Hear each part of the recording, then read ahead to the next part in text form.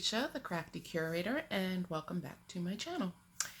This is a channel about cross stitch. I notice a lot of people are saying that lately, so maybe it's important to specify, but this is a channel about cross stitch and from time to time shenanigans. So today I have a few whips to show you, a couple of book updates, maybe. Yeah, one update. And that's pretty much it. So I don't know if this will be a full-fledged video or the first segment of a two-part video. We'll see how things pan out. But today is October 1st. Welcome to October. Fall has not arrived. As far as weather goes, it is officially fall according to the calendar and the vernal equinox, but outside it's going to be 93 degrees tomorrow. It's the weirdest week in regard to weather. Yesterday it was like a high of 68 degrees. Today I don't know what it is. It's something like 70 something. Tomorrow is going to be 93. Then the next day is going to be back in the 80s and then in the 60s again on Friday. It's just weird. I don't know what's going on. I just want it to be fall. I need it to be onesie weather. And I need it to be sweater weather, light jacket weather. This is where I am. That's what I would like. Please and thank you. So anyway, that little rant is over. So you're here for cross stitch, so let's talk about it. So this past month, I was pretty good with my rotation. I did pretty well. I wanted to get back into my rotation and stop just haphazardly picking up things here and there with basically no rhyme or reason.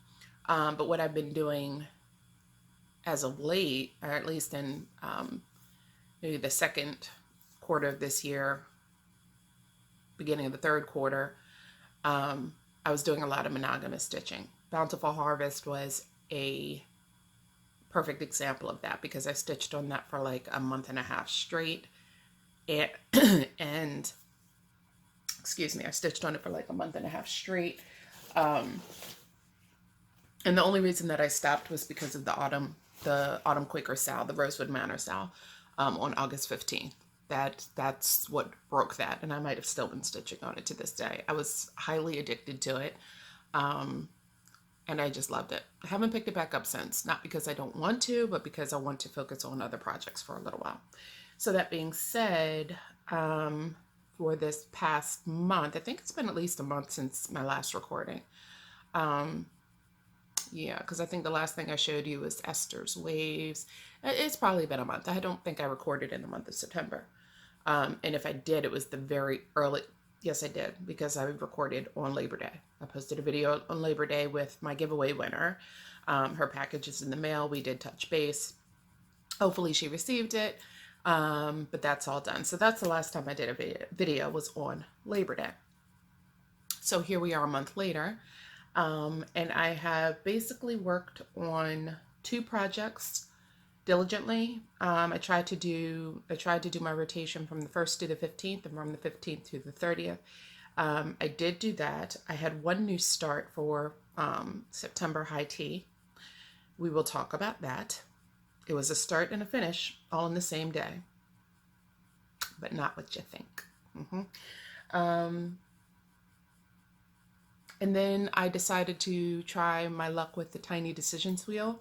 This was my first time really using the wheel because, like I said, I want to show some of my projects that I intended to focus on this year that I did not focus on this year. I just wanted to show them some love. So everything that I said at the beginning of the year that it was going to be either a focus on a finish or it was going to be in my high tea rotation for the year, all those plans that I made and didn't stick to, I stuck all of those projects in that wheel. And as luck would have it, the project that I wanted to stitch on is what popped up. So that's what I'll be working on for the next 2 weeks, and I'll talk about that. I also started something new last month, inspired by Pam from Pam's Crafty Corner, which was #knit 20 minutes a day. Now, she was inspired by somebody else, but Pam is who inspired me. I found out about it either through her Instagram or watching her video, one of her videos, and I was like, yeah, 20 minutes a day. I can do that. And I loved it because number one, it got me back into my knitting. And number two, I was able to see progress. And it's amazing how 20 minutes a day can add up. And it's amazing about the things that you think about when you knit 20 minutes a day, every day for a month. You start to think about things like, if I like walked or exercised for just 20 minutes a day, I wonder what would happen after a month. Your mind starts going there. So mine did as well. But we're talking about knitting because no, I did not exercise for 20 minutes a day every day last month. That did not happen, but I thought about it. And, there's that. So, anyway, rambling while I'm talking about it. So, I went to Black Sheep Yarn, which is one of my local yarn shops in Timonium, Maryland. I love these people. It is the best little yarn shop. And I went there. I don't know why. I think I wanted to make a scarf for specifically because I have a pretty amazing trip coming up next year, early next year. My husband and I are going to Barcelona. And I decided I wanted to make a scarf for Barcelona, a special scarf for Barcelona, because it's going to be 60 degrees there when we go. That's scarf weather. I don't know what 60 degrees in Spain feels like. I'm assuming it feels like it does here, but you never know. Like 105 degrees in Arizona feels quite different than 105 degrees in Baltimore. So my thought was, okay, I'm going to make a special scarf for Barcelona. So I went to the yarn shop because I don't have enough yarn in my stash. I needed new yarn. I don't have enough, right?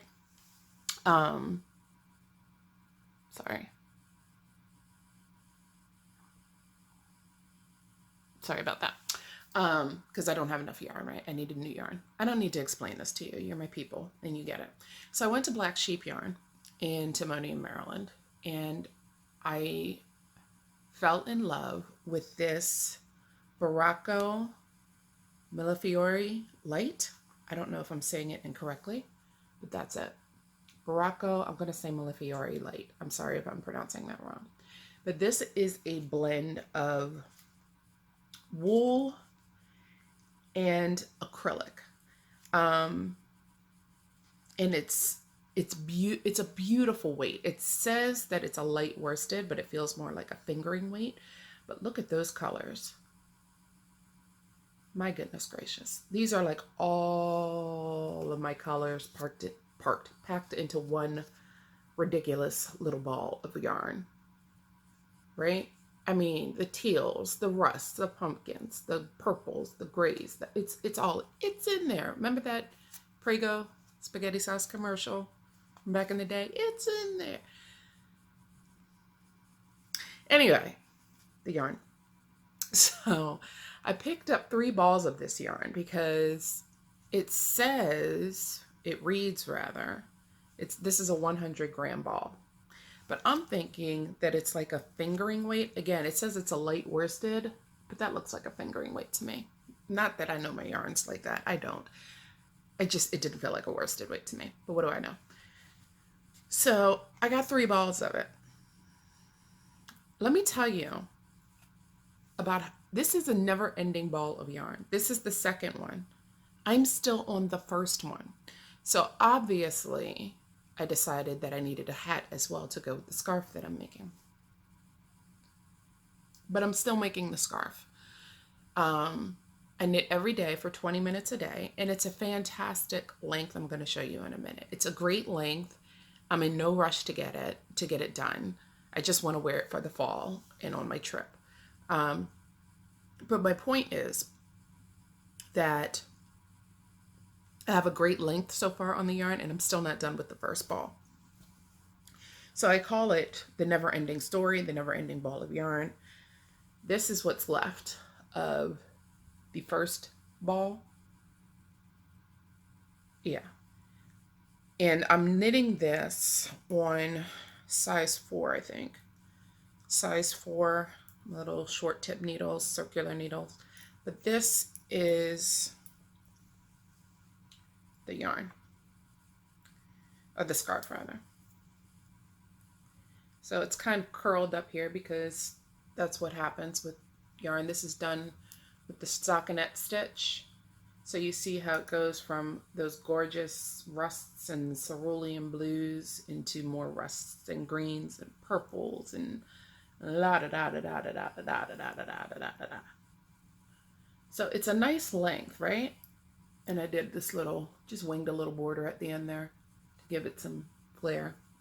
But this is all stockinette. There was no pattern to it. It was just winging it. So this is the edge of it, and yeah, that's my scarf so far. So I got a little impatient, and I decided to see, I wanted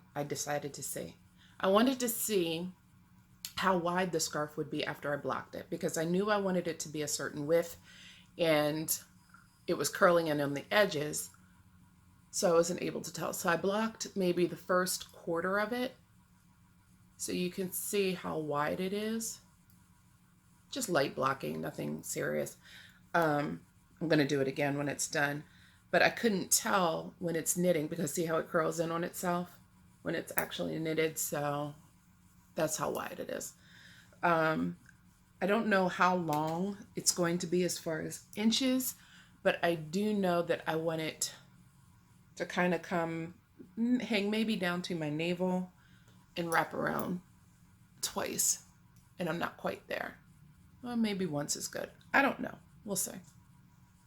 But this is my scarf so far, and I am quite chuffed with it. Quite chuffed. So I want to be able to wrap it around twice. That's what I see, but I don't know if I'm thinking too deeply into it, if that's going to be too much scarf. I don't know. I'm just going to keep going until it's done. So that's my scarf. This is 20 minutes a day for the month of September. And 20 minutes of knitting on this maybe equates to maybe 2 inches. I was measuring it for a while because I was trying to make my posts on Instagram a little bit more interesting, because all I was posting was pictures of scarf. And it wasn't really showing you anything. So I was doing like funny poses with it wrapped around me and, you know, next to the dog. I don't know. But anyway, at one point I was measuring it. And the last time I measured it, I think it was 50 some odd inches. I don't know. Just kind of winging it. But the funny thing about that is I was knitting on it 20 minutes a day for an entire month to see what would happen. That's my goal. That was my goal. And then I forgot to knit on it yesterday, the last day of the month. Who does that? So I think I'm going to keep going with the 20 minutes a day. Not for any reason, except I love how it's incorporated my knitting back into my crafting life. I wasn't knitting at all. I was just stitching, and I miss it. I tend to pick up my yarn in the cooler months. And then sometimes I completely lose my stitchy bug. But this gives me the best of both worlds. So I think I might change the hashtag from knit 20 minutes a day to knit or crochet 20 minutes a day. My brother-in-law has been asking me to make him a blanket. He's asked me twice. He's mentioned it twice over the course of the last 5 years or so, which tells me one thing. Number one, he still wants it. And number two, he hasn't forgotten that I said I would make that for him. And he wants it in his fraternity colors, which are black and gold. And I'm going to crochet that. So crochet, goes a lot faster than knitting. And I like crocheting for afghans or blankets. But for wearables, I like the look of knitting better. But anyway, that's a long way of saying that I'm probably going to change my hashtag to knit 20 minutes a day to hashtag knit or crochet 20 minutes a day. And that rhymes, so that's fun. So that's my first whip. No more knitting, that's it. I'm going to show you this next whip. It's not really a whip because I haven't worked on it.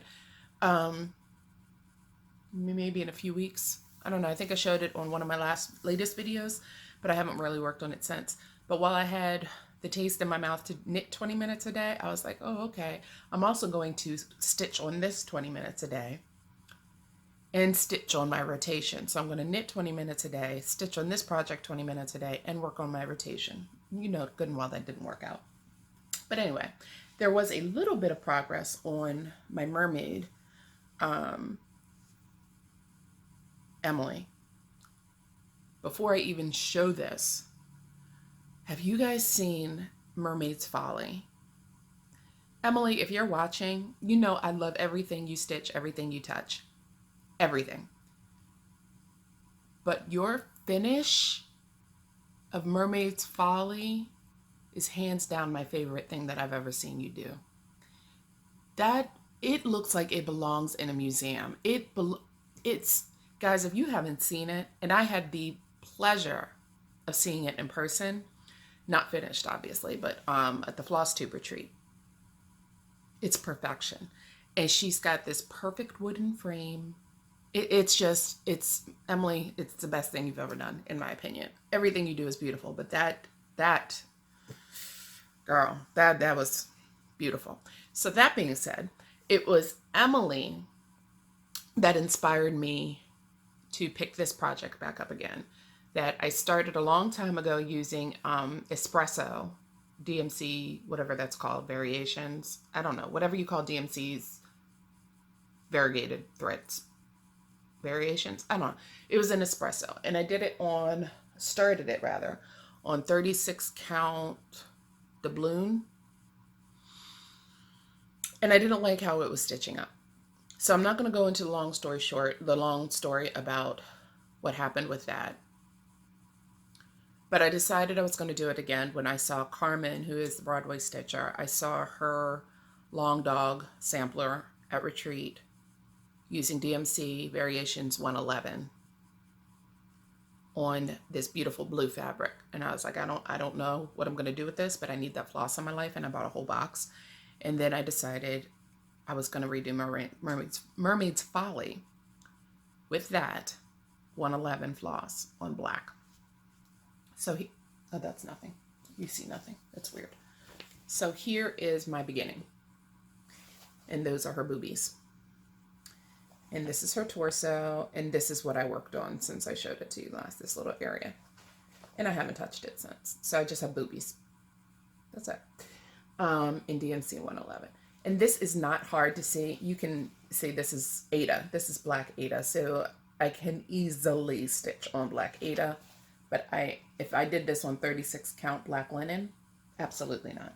Absolutely not. You would put me in the funny farm. So that's my progress on Mermaid's Folly. But I'm almost ashamed to show that. Not ashamed, but I don't know.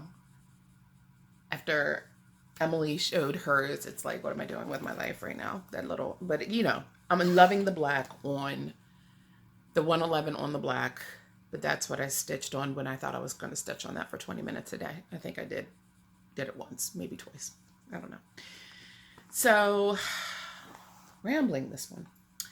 The beginning of this month, I pulled out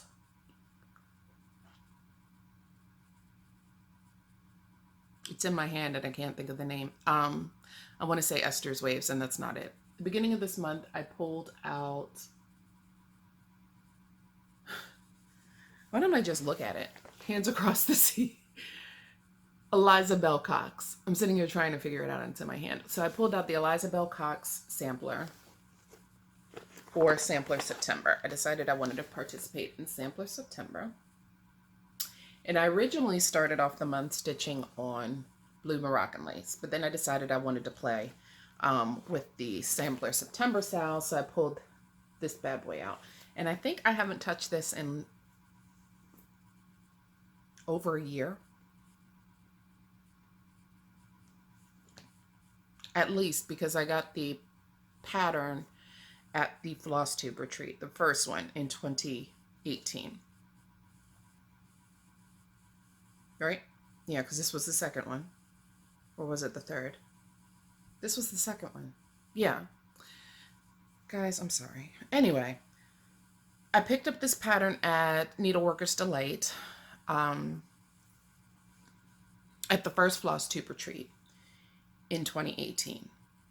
And I started it. I also picked up the fabric there, which is 46 count something or another by Silk Weavers. And this is the first time I've stitched on 46 count, and I actually loved it. And then I put it down, but I pulled it back out for the sampler sal for September, and I forgot how much I love this pattern and stitching on it. So anyway, I'll insert a picture here of what it looked like when I picked it up.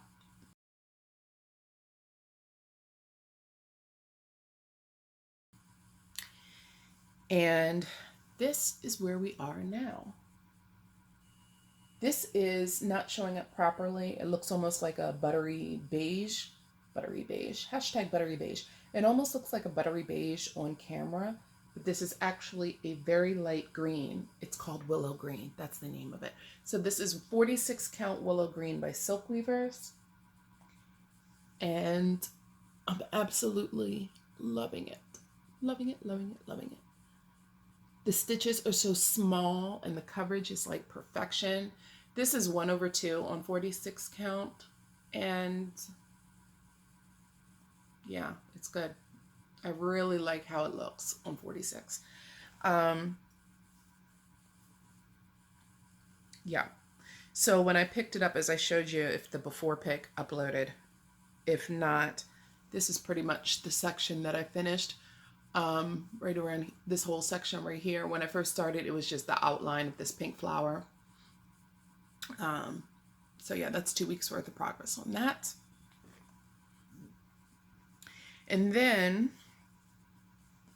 once my 2 weeks on this was completed, I decided to go back to Blue Moroccan lace because I think I only stitched on that for a couple of days before I decided to participate in the September sampler sal. So I went back to Blue Moroccan lace to show it some love. Blue Moroccan lace was one of the pieces that I thought this year I would focus on a finish. Not going to happen, I don't believe. Anything's possible. It's only October, but I don't believe I'm going to finish this year. I just don't. So I will insert a picture here of what Blue Moroccan lace looked like when I picked it up.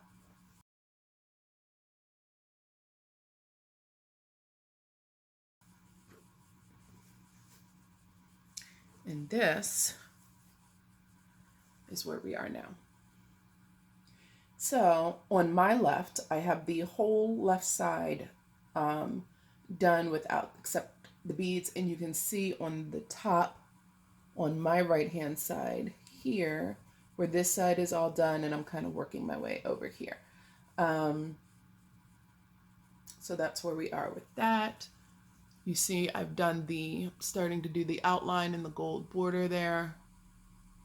Lots of eyelets, lots of road stitches. So I just need to work my way over to the other side there. You see where it's dense on the right side and kind of still open over there. I just have to work my way over to that left side, my left. And then I'll have the top part and the side part done. And then I just need to work on the bottom and the right. So, you know, I'm a process stitcher. It would have been nice to finish this year. Maybe if I solely work on this, I don't know. You know, I get my little spurts toward the end of the year, so anything's possible, but I do not believe that I'm going to finish this in 2019, and that's perfectly fine. We're not in a rush, right? So those are the two main whips that I worked on in September. So Sunday the 29th of September was high tea. And Sunday morning, I had an amazing Sunday morning. My husband and I drove out to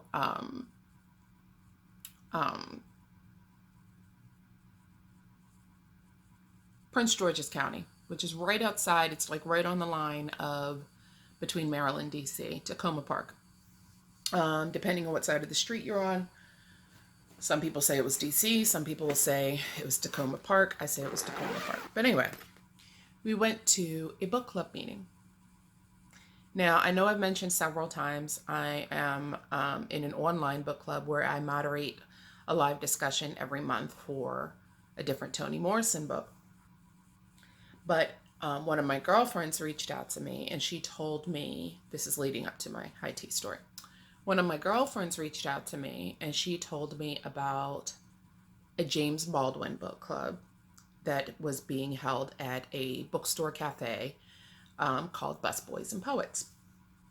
Now, my husband is the biggest James Baldwin fan that I know. Absolutely idolizes the man. Deservedly so. So, as much as I've read, I was not a huge reader of Baldwin's work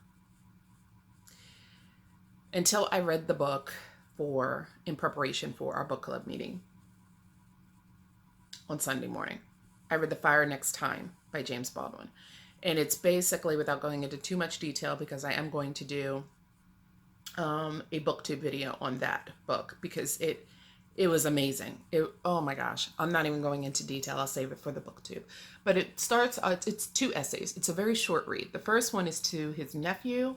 The second one is an essay that basically came from the recesses of his mind about his experience as being a Black man in 1962 Harlem, what he experienced in his life, personally, professionally. And it just is kind of an essay telling the world, or telling America, like, we're heading in this particular direction if we don't do something to change how we are, how we relate to one another as human beings, as people of color, as Caucasian people, from a religious perspective. If we stop trying to outdo one another and work together, maybe we can bring about the change that is needed. And if that message was not, if he was not a man before his time, it was so relevant to everything going on today. I'm about to go into my soapbox, so I'm going to stop talking about that. The Fire Next Time by James Baldwin. Read it. But it was such a rewarding and enriching morning. The moderator of the discussion dialed in, I don't know who he is, but he was able to just pick up the phone and call in Nicholas Buccola. I'm sorry if I mispronounced it, but he wrote The Fire is Upon Us. He's already an established author in California. He was able to dial him in, and we were able to talk to this author. He dialed in one of the curators from the African American Museum of Art, the Smithsonian, and got to talk to her. And it was just the most rewarding experience. If you're a bibliophile, like my husband and I were, like my husband and I are rather, like it was a nerd fantasy. I'm telling you, I had to hold myself together from being a complete and total geek. But I would have been in good company because these were my people as well. So it was just a fantastic morning. Great day spent with my husband. We had lunch afterward. It was really nice. Anyway, so I came home, forgot it was high tea, and then I'm like, okay, I'll realize it's high tea, and I went rummaging in my LNS, my craft closet, and I decided it was time and quite appropriate to bring out Miss Bingley's library, right? Or Miss Beckett's library, as I call it. So let's talk about my high tea start and finish, shall we? So I'm going to take this out of the plastic so you can see, so I can really explain to you what happened. So what's the first thing you see here? See a house for days, right? That house is done in whitewash on 36 count Liberty Gathering Gray is the name of this fabric that they used. So in my mind's eye, I didn't see that as gray. I just matched up what I had, which I thought was perfect match, which was a 40 count piece of linen called bisque. And it looks just like that to me, right? So this is bisque. You see? Not too different. But for some reason, I didn't have the foresight when I did the floss toss to think about this. This is what the house is done in. This is whitewashed by Weeks Dye Works.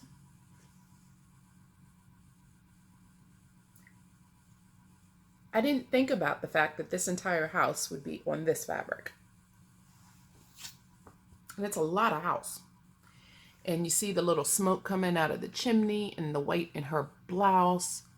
You know, the white is important. You need to see it, right? So I started off with the shutters in the windows, and it looks fantastic.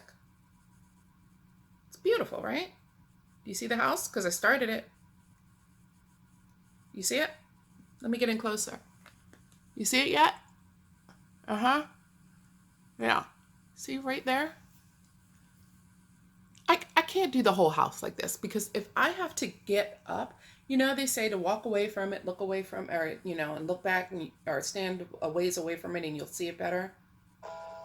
There's no house. It's invisible. It's Wonder Woman's house. I stitched Wonder Woman's invisible house. Nobody's going to get up that close to see house. So this is a start and a finish, my friends. I am going to pick out the shutters one day because I'm going to save this linen. So I'll pick out my shutters one day. Not today, not tomorrow, not anytime soon. But I am going to salvage the linen, obviously. But yesterday, as fate would have it, I received my color and cotton order. Excuse me, my color and cotton fabric of the month. And she sent 36 count fat quarter lamb's ear. That was this month's fabric of the month. And it's a very soft gray green. And it's perfect. So I restarted a window. Was it a window? The window frame. And I only need to use half of this because it's a small pattern. I restarted the window frame with tin roof. Guys, it's the same problem. At least you can see it better this time. You can see it. But it blends in, but I didn't freak out because that, even though it blends in, it's the interior of the window. It's the window frame. So, and then you see that there's a dark color inside the frame, and then there's the shutters. So that's not going to be a big deal. The only problem I'm thinking about is when I start to do her books that are sitting on top of the house. Two of those books are all in that color. But number one, I'm using 2 strands over 2 on 36 count. And number 2, I think that this color, because it's embedded in the house, will complement the fabric. So I'm not worried about that, but I might change the color of the books sitting on top of the house, like 1 and 2. Those 2 books are in tin roof. Maybe it's 3. I might change the color of the books. I don't know. But it's going to go on this one because all of the other colors look amazing on it. And that's as far as I got on it. I think I was a little, not discouraged, but I was kind of, all right, that was fun. That was great. I'm putting it away now. After the whole debacle with the shutters. Because I was into it. And then, you know, it's a dream deferred. But anyway, that's my high tea start and finish and new start all in one. Also, who would think at a bookstore cafe, I just got a message. Is it still recording? Yeah. Who would think at a bookstore cafe that you would find stitchy stuff? I just finished watching the Sunshine Stitchers, their video from last week. And Gary went on one of his business trips and brought back, sorry for looking down, I was looking at my work phone. Went on one of his business trips, and somebody who met him at one of the needle workshops he visited, I think it was the attic, brought him project bags for himself and for EJ and Shelia, along with a pair of socks, I think, and little fun novelty items. Novelty socks, novelty project bags. Really fun. And the woman who brought him these things, all he said was they came from her place of business. He didn't say where she worked, obviously. But I'm not saying, I don't know, I don't think it was Busboys and Poets, because I don't think they have that in Arizona. I think that's mainly the DC, Maryland area. DC, yeah, I think there's only like 3 locations so far, and they're both in DC and Maryland. But anyway, would you believe that they had the project bags, the socks, everything that Gary showed that he brought back from the attic from the person that gave him those gifts, everything that he showed, they had all of that. The socks, everything at Busboys and Poets. So, of course, I had to do it. Come on. I had to do it. And it's one of those, not vinyl, but whatever you call that material. I think it's something where they take fabric and then iron on. Fabric or paper and vinyl is ironed on to make it like that. Kind of like my my blow pop bag. But yeah, I got that. They also had smaller ones. Give me a break. Give me a break. And then the piece de resistance, a cat butt coin purse. It's a cat butt coin purse. The official cat butt coin purse. And then you flip it over. It's freaking cat butts. It's freaking cat butts. It's cat butt coin purse. My life is complete, right? So that came out of Busboys and Poets. Yeah. And it was a great day. So the last thing that I have to show you, how long are we? We're about 40 minutes in. This might be a video, guys. The last thing that I have to show you is my this month's, the first half of the month is the rotation for the first half of this month. I can't talk. So I spun my little wheel because, like I said, with my Tiny Decisions app, this is my first time using it for the purpose in which it should be used. That sounded ominous. No, I set it up, and this is my first time actually using it. That's what I meant. And it landed on the project that I was thinking of. Because somebody in the Friday Off the Grid group posted, I think they just finished it, Blend in Place plum pudding. They just finished it. And I was like, oh my God, I need to work on that. I need to bring mine out. And I was thinking about it, and I was like, no, I'm going to use my Tiny Decisions app. And then it landed on it. So it is Kismet. Yeah. Hey, Diana. So that's what it landed on. Very happy about that. And this is where I'm picking up on it. I haven't even put a stitch in it yet.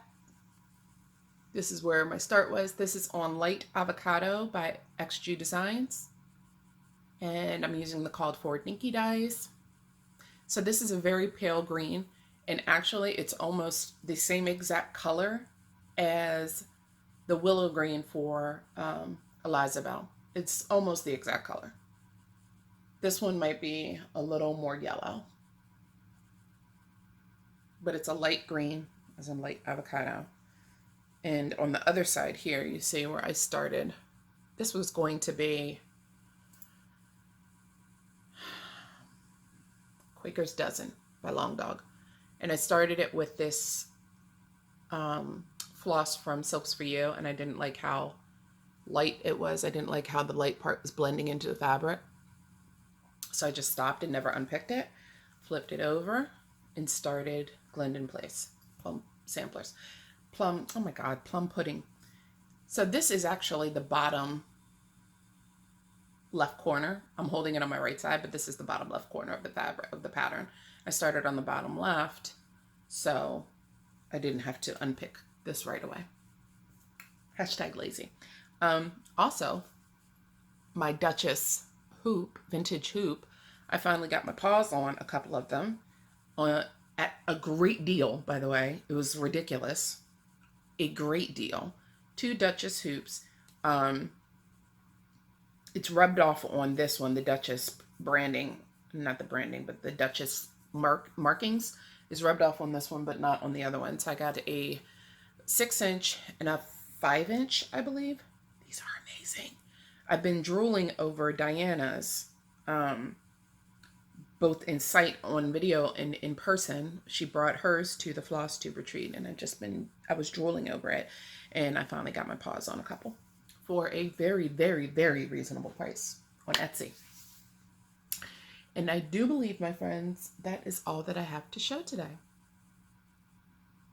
As far as books go, I just talked about The Fire Next Time, but just last night I finished Where the Crawdads Sing by Delia Owens, I believe. Find this book. I don't care if it's an ebook. I don't care if it's a hard copy. I don't care if it's an audiobook. But my goodness, what a fantastic story. Get your paws on it. Where the Crawdads Sing. It is absolutely everything that everybody's saying it is. And I might do a booktube on that one as well. But for now, this is a channel about cross stitch. And I think that's all I have to share. This is 41 minutes long.